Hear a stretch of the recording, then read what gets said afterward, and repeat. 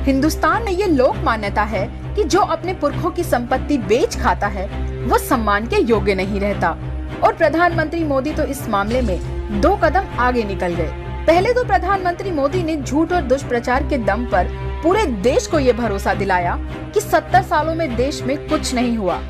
उनके आने से पहले भारत सो रहा था और अब प्रधानमंत्री मोदी अपनी नाकामी को छिपाने के लिए अपने नासमझ फैसलों से अर्थव्यवस्था को तबाह करने के बाद देश के पुरखों की 6 लाख करोड़ रुपए की संपत्ति को बेचने जा रहे हैं। इस तरह उन्होंने 70 साल में कुछ नहीं होने के अपने झूठ को खुद ही ध्वस्त कर दिया।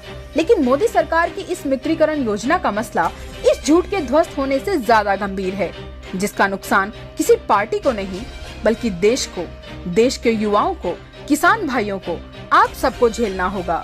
इस निजीकरण का सबसे बड़ा नुकसान रोजगार को है, क्योंकि प्राइवेट सेक्टर आर्थिक मंदी के दौर में, आपदा के दौर में, कोरोना जैसी महामारी की स्थिति में आपको नौकरी से निकाल सकता है।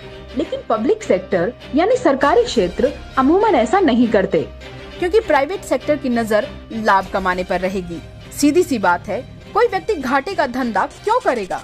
लेकिन सरकार पर जिम्मेदारी होती है कि वो रोजगार दे, नौकरियां बरकरार रखें। प्राइवेट सेक्टर पर ये बाध्यता नहीं होगी। वो अपनी मर्जी या नफा नुकसान के मुताबिक किसी को भी, कभी भी और कितने ही लोगों को नौकरी से निकाल सकता है। इतना ही नहीं, बड़ी बेशर्मी से सरकार की ट्रोल गैंग वाले मंत्री कह रहे हैं कि ये 6 लाख करोड़ रुपए देश की तिजोरी में आ रहा है और राहुल गांधी को ये बात पसंद नहीं आ रही है। ये तो वही बात हुई कि किसान का खेत बेचकर किसान को पैसा देकर कह रहे हो, देखो हमने किसान के हाथ में पैसा दे दिया। लेकिन इसके बाद किसान के खेत में हर साल होने वाला उत्पादन तो आपने छीन लिया ना। निजीकरण के जरिए सरकार वही कर रही है, देश के लोगों द्वारा बनाई गई संपत्ति को बेचकर कह रही है कि पैसा देश की तिजोरी में आ रहा है। अगर देश की तिजोरी में ही पैसा डालना है तो संपत्ति बनाकर डालिए, बेचकर नहीं।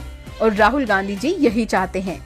ये भाजपाई निजीकरण नाश कर देगा, देश का विनाश कर देगा और आपको तबाह कर देगा।